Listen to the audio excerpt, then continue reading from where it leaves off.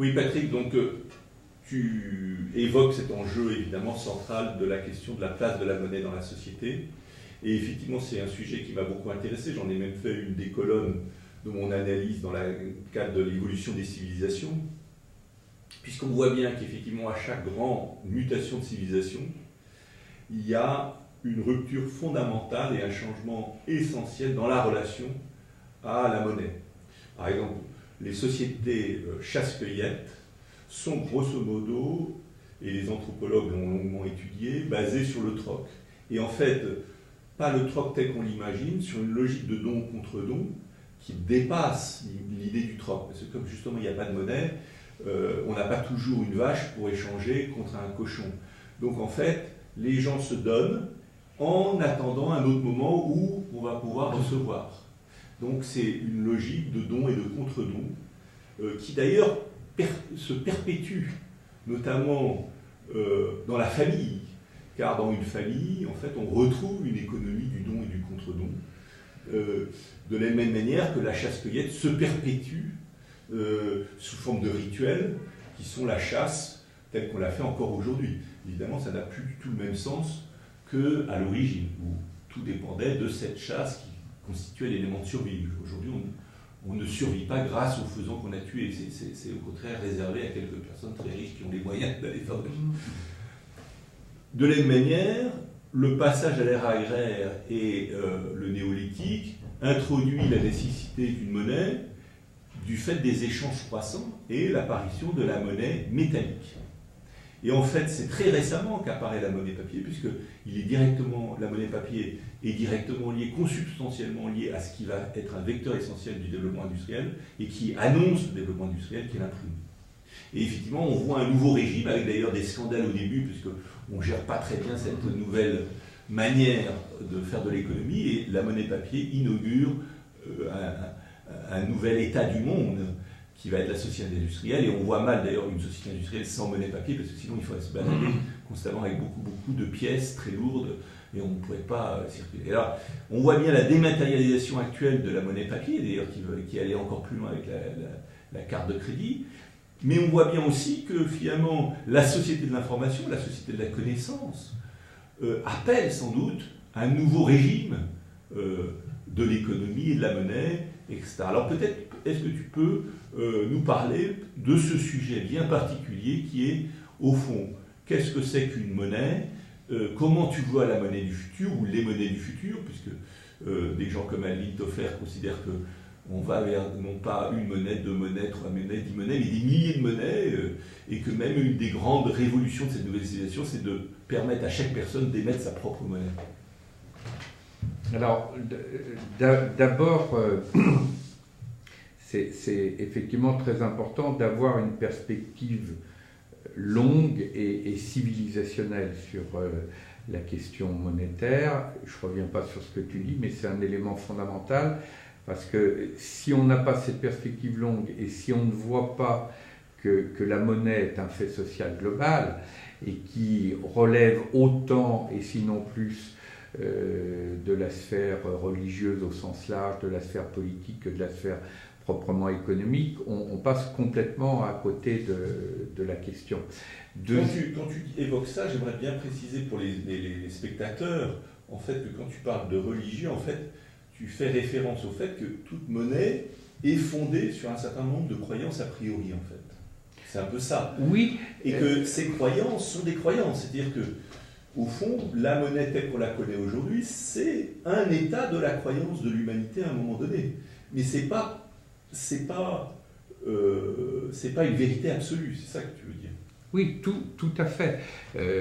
D'ailleurs, le mot finance qui vient de fides, fidus, renvoie non seulement à la question de la confiance, mais à la question de la foi.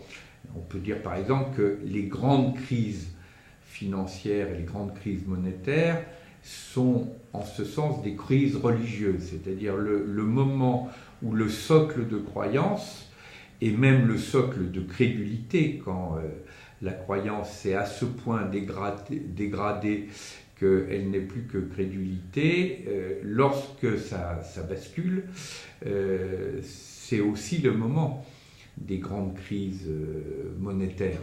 Et dans la situation présente, c'est exactement ce que nous trouvons. Les 30 dernières années ont été construites sur un socle de croyances et de crédulité qui a été l'effet de ce qu'on a appelé la révolution conservatrice anglo-saxonne. Et le moment où ça s'effondre financièrement, mais ça ne se comprend que si on intègre ces données civilisationnelles plus vastes. Et puis, tu insistes sur un point qui est tout à fait capital, c'est que nous sommes rentrés dans une période avec la société de l'information où la monnaie s'est dématérialisée. La monnaie, dans sa réalité actuelle, c'est une pure émission et un pur échange électronique, mais les représentations, le vécu émotionnel de la monnaie, lui, il est toujours caractérisé par la référence à ce qu'on va appeler de l'argent. Et ça n'est pas neutre, parce que le fait de continuer à faire référence à des métaux précieux nous en dit long sur le rapport émotionnel à la monnaie. Et c'est ça d'ailleurs qui fait la difficulté. Parce que quand on parle par exemple d'argent ou d'or, on fait référence à un minéral qui brille. Un minéral qui brille, c'est ce qui renvoie à l'immortalité. Parce que dans les différents règnes, évidemment, le règne minéral est le plus durable. Et on joue à travers la référence fantasmatique à des métaux précieux sur le registre de l'angoisse de mort, sur le registre d'un substitut à la peur de la vulnérabilité. Et plus on a des sociétés qui vont dématérialiser la monnaie, et plus le gap avec les enjeux émotionnels va être important. C'est-à-dire, et là on retrouve une question qui est au cœur de tous les problèmes sur le bon usage des sociétés de l'information, le bon usage des sociétés de la connaissance.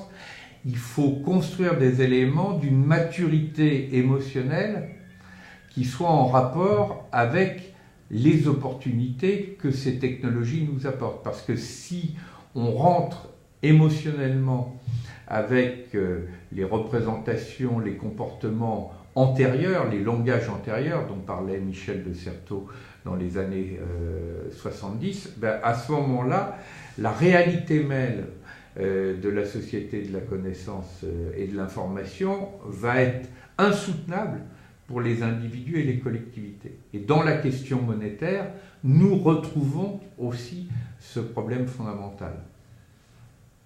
Oui, tout à fait. Alors, ceci dit, et je partage tout à fait ta vision, notamment quand on voit les grands changements d'air, par exemple le passage de l'ère agraire à l'ère industrielle, on va avoir pendant 2-3 siècles, y compris lors de la dernière guerre, la remontée de force ou de logique du type agraire à l'intérieur même d'une économie et d'un monde qui a changé déjà. Et par exemple, ce qui fait l'horreur de l'Allemagne nazie, c'est ce mixte entre des moyens industriels gigantesques, y compris dans la logique de mort et d'extermination, et une pensée du type encore ancestral. Et effectivement, ce qui est le pire du barbarisme, en fait, c'est quand on mixe des capacités technologiques d'avant-garde avec une pensée d'arrière-garde. Parce qu'une pensée d'arrière-garde toute seule, elle n'est pas très efficace, mais une pensée d'arrière-garde mixée avec des technologies d'avant-garde, ça donne l'horreur, ça donne l'extermination dans toutes ses capacités. Et c'est vrai qu'aujourd'hui, l'humanité, et c'est là où elle est en face d'un challenge, un croisement des chemins, et c'est une manière d'introduire le sujet qu'on va développer, qui est la crise, et le diagnostic de cette crise. Il faut bien voir aussi qu'on est dans une période historique tout à fait particulière, où l'homme, pour la première fois de toute son histoire, a la planète entre les mains. Il n'est pas sur la planète, il est, d'ailleurs par les satellites, c'en est bien le cas, il est hors de la planète, il est extraterrestre. Il est déjà devenu un extraterrestre, c'est-à-dire que le destin de la planète dépend de lui. Alors, ce qui est assez étonnant, c'est qu'en même temps, et c'est ce qui fait tout le sens de cette crise, c'est que le destin, pour la première fois, de la planète dépend de l'homme, mais en même temps, l'homme n'a pas encore la capacité à vraiment échapper à la planète, et du coup, le destin de l'homme dépend de ce qu'il va faire de sa planète. Donc il y a une sorte de situation comme ça très, très particulière qu'on n'a jamais connue et qu'on connaîtra peut-être jamais dans le futur, puisque peut-être les prochaines civilisations seront capables de ne pas dépendre d'une planète, on peut imaginer ça dans le futur, etc. Mais en l'occurrence aujourd'hui, on a à la fois la capacité de détruire complètement cette planète, plus de 10 fois, par exemple, par les capacités nucléaires, c'est même pas une fois, ce qui est déjà absurde, mais plus de 10 fois, qui montre l'absurdité des armes nucléaires à un certain niveau. Et puis, d'un autre côté, c'est vrai que au-delà de cette crise, il faut le dire, il y a eu d'ailleurs un numéro spécial de New York Times qui ont été faits par les Américains, les scientifiques américains, pour montrer que tout de même, on oublie qu'on a tous les moyens de faire de la planète un magnifique jardin, la nourriture pour tout le monde, etc. Toutes les technologies existent. Nous avons absolument les moyens de faire de la planète un magnifique paradis. Et pour les mêmes raisons que nous avons les capacités de la détruire. Si nous avons la capacité de la détruire, nous avons la capacité de la transformer en un magnifique jardin paradisiaque. Donc, ça introduit un peu cette question. Notre question centrale pendant ce séminaire, au fond, quelle est cette crise qu'on est en train de traverser? Est-ce que c'est une crise? Est-ce que c'est une bulle financière? Une péripétie du capitalisme? Bon, ce qui est un peu le discours dominant, et qu'il suffit de rebooter le capitalisme, idée largement partagée dans le dernier colloque de Davos, en fait. Bon, oui, il faut il faut relancer la machine, donc il faut faire un rebootage, mais en fait, c'est le rebootage du même système, on est bien d'accord. On ne change pas de système d'opération, hein, comme dans un ordinateur. On reboot l'ordinateur parce qu'il y a eu un bug, mais on reste bien sur le même système. Est-ce que c'est donc une erreur système, ou est-ce que c'est l'effondrement global de tout un système, ou c'est quelque chose d'intermédiaire? Quel est, toi, ton diagnostic sur ça? Puisque on en a parlé beaucoup avec Jean-Baptiste Dufoucault lors du précédent interview, et c'est une des grandes questions, évidemment, au cœur de ces enjeux. Alors, ce qui est déjà important, c'est de bien voir que dans le caractère systémique de cette crise, où la crise écologique, par exemple, ne s'est pas arrêtée sous prétexte que la crise financière a commencé, et c'est la même chose pour la crise sociale, dont des manifestations dramatiques telles que la crise alimentaire mettent en évidence le caractère décisif. Donc au cœur des différentes facettes de cette crise, il y a un point commun qui est la question de la démesure, ce que les Grecs appelaient l'hubris. La démesure dans les rapports à la nature, les conséquences du productivisme, la démesure dans le creusement des inégalités sociales, que ce soit à l'échelle planétaire, les chiffres officiels des Nations Unies, quand 3 personnes ont l'équivalent des revenus des 48 pays les plus pauvres, quand 225 personnes ont l'équivalent des revenus de 2,5 milliards d'êtres humains, on est au cœur de la démesure sur le plan du vivre ensemble des sociétés humaines, et puis évidemment la démesure sur le plan économique et financier, et qui est notamment manifestée par ce chiffre très signifiant, qui est que la part des échanges de biens et de services entre guillemets réels est de l'ordre de 3% par rapport à l'ensemble des transactions financières quotidiennes qui s'opéraient avant l'entrée dans le tsunami financier, et ça aussi c'est de la démesure. Et la démesure, elle a été aussi au cœur, il y a 20 ans, de l'effondrement de l'Empire soviétique. Là, c'était la démesure dans les rapports au pouvoir, et c'est, je crois, très important de ne pas oublier, dans la séquence historique dans laquelle nous sommes entrés, que la démesure qui a conduit à l'échec de l'Empire soviétique est, au fond, de même nature que la démesure qui est en train de faire s'effondrer la forme de la globalisation du capitalisme financier que nous avons connu au cours des 30 dernières années.